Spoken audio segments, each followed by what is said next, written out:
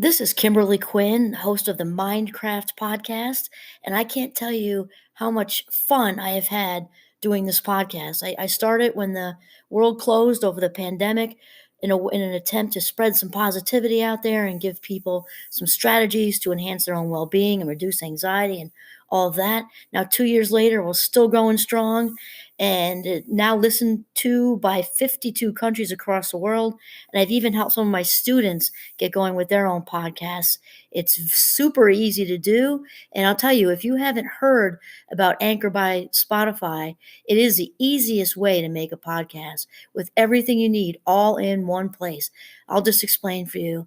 Anchor has tools that allow you to record and edit your podcast right from your phone or computer. When hosting on Anchor, you can distribute your podcast on listening platforms like Spotify, Apple Podcasts, and more.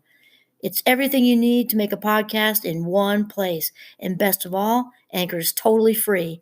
Download the Anchor app or go to anchor.fm to get started. It is a ball. Start today.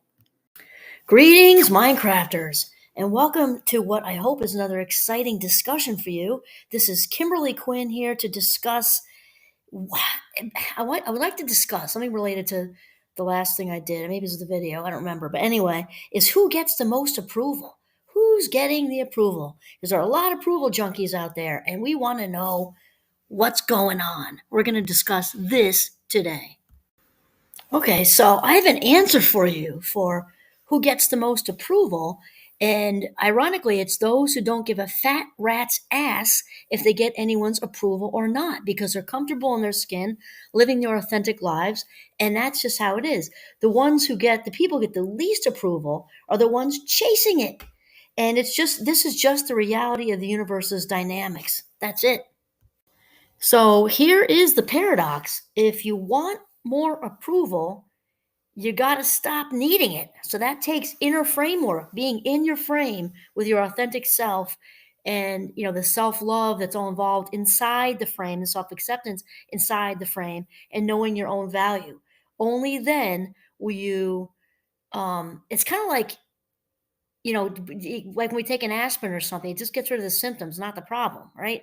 So we've got to stop glazing over things and go inside the frame to really work through what is preventing us from seeing our own inner value and worthiness, because that's the source right there, and that is what is sort of pushing us to out of our own frame and into the frames of other people to acquire their approval, which is this real temporary dope fix. And it is a dope fix. It's like people don't drink because it doesn't feel good.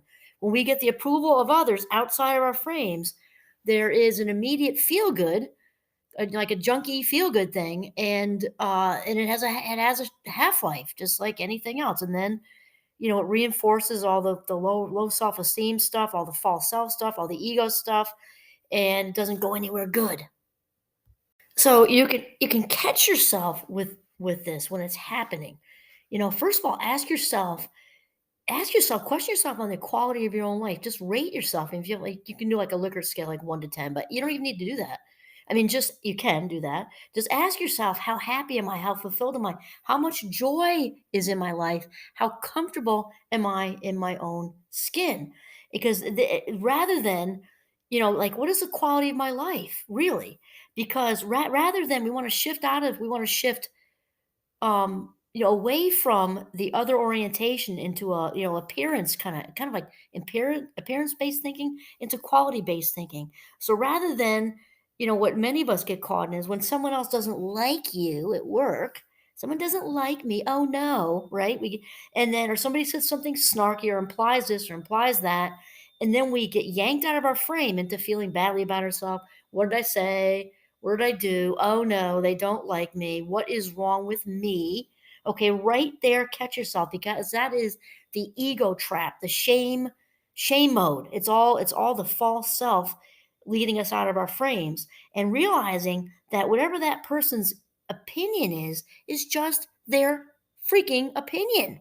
Okay? It's their own, cognitively speaking, it is their neurons in their brain grouping together and firing off signals that get stronger the more that they repeat it and repeat it and repeat it. and that resides in their brain. That's the only place it resides is there, unless you choose to suck it into your own brain. It only resides in their brain, and it's independent of you. This is so important to realize, not to take it personally. Their neurons belong to them. That's it. And we couldn't even reach into their skull with kindness and anesthesia and pull out this image or memory of you, because again, it's all neurons grouping together, firing and refiring. There is no actual thing, is an actual memory like the Disney movie. You can pull out, I think it's Inside Out. Yeah.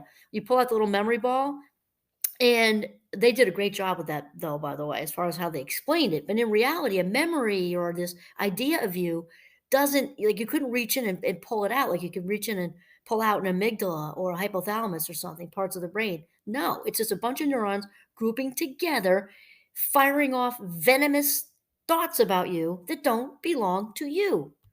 Okay, so here's the deal. All right, here is like the skinny right off the street is when we get sucked into that whole cycle, the ego, false self, shame cycle, is we are saying, even if we don't actually respond to them in a weak, I need your approval way, even if we're just doing this in our heads, what we are saying to ourselves, which is awful, is that what you think of me, fill in the blank with the person, coworker, whoever, family member, doesn't matter who it is, it's not okay. Whatever you think of me is more important than what I think of myself. That should not be true ever. I don't usually use the word should. What you think of me is more important than what I think of me. It's horrible because here's the thing, this is abandonment of the self. I don't know that there is anything worse for the spirit than that. Okay. It's one thing if people outside of you abandon you, that's bad enough. But to abandon yourself, you got to be your own best friend. Abandoning yourself is just the worst. And like anything, the brain loves patterns. So the more we get into self betrayal, it gets stronger, stronger, snowball down the hill. We've talked about it.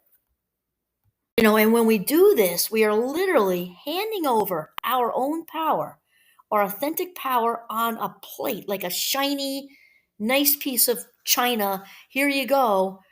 Take over. You can pull my strings and have me dance around like a marionette because I'm clearly not pulling my own strings. That is what we're doing. We want to get to a place where we're pulling our own strings. Do not give your power away like that. I just want to revisit this for 1 second because, and we're not saying that approval doesn't feel good. Of course it feels good.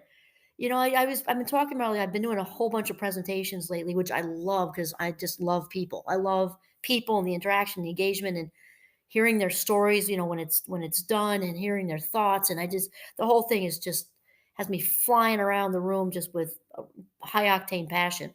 And here's the thing is, of course it feels good when people say nice things and when people applaud and when people stay after to talk to you about things. I mean, it feels so incredibly good. Here's the difference though. I don't go seeking it.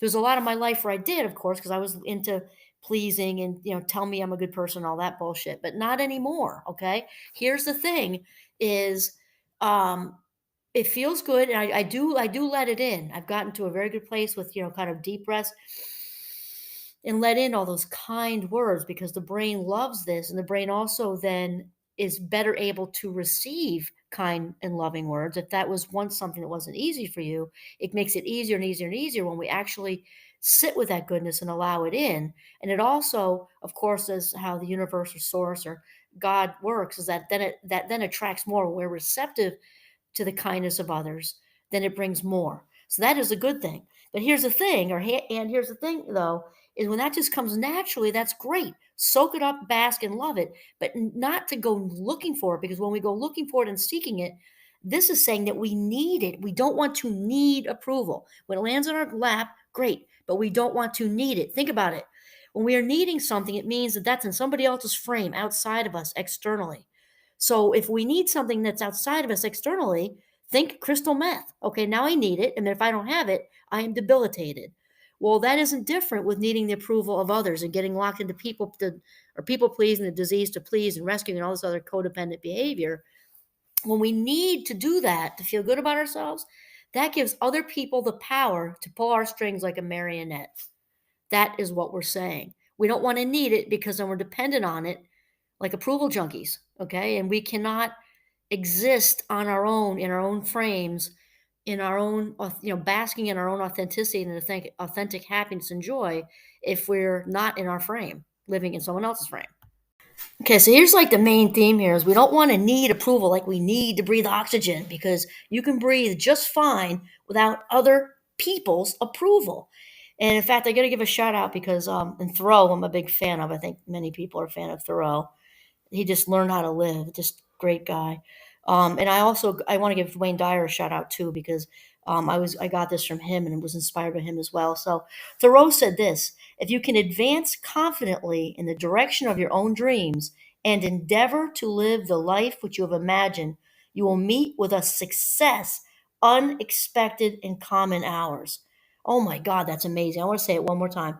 Thoreau said, if you advance confidently in the direction of your own dreams and endeavor to live the life which you have imagined, you will meet with a success unexpected in common hours. Wow. Because here's the thing, and this is we are the pursuit of happiness is our unalienable right. Even our forefathers said that here in the States, right? So it's our spiritually, we are, the universe, God, source wants as much abundance as possible for us. The thing is, the rule is, as long as that does not interfere with someone else's pursuit of happiness and their dream, that's the one rule we need to abide by, because then it's not harmonious and not okay. We cannot interfere with anyone else's pursuit. And I also wanted to just kind of wind up here because we were talking about a few videos ago about success being a mindset. And Thoreau's quote kind of leads us to this, where success is not something we just get or acquire. Success is a mindset and it's an internal process. And I think a lot of people don't get that. They think it's like grabbing an apple off a tree or something. It's just not how it works. In fact, we've also talked about, and I have to shout out to Sean Aker about this with the happiness advantage. In the States, at least, and I love my country, we have it ass backwards with the formula for happiness and success because many people think it's once I'm successful, then only then can I be happy. It's kind of like grabbing the apple from the tree thing. It's all over again. When in reality, it's the exact opposite. Only once we find authentic happiness, it is only then that we can be truly successful. And as also, there's one last thing, and as Wayne Dyer often says, the success thing being an internal process, we also can bring success to every single thing we do. We can bring it to a conversation. We can bring it to changing a grandchild's diaper. We can bring it, to a walk in the woods with a partner or one of our kids. We can just bring success to every single thing we do, even doing the dishes, cleaning the house, artwork, friends, anything. It's all about the internal process and the mindset. Success is a mindset.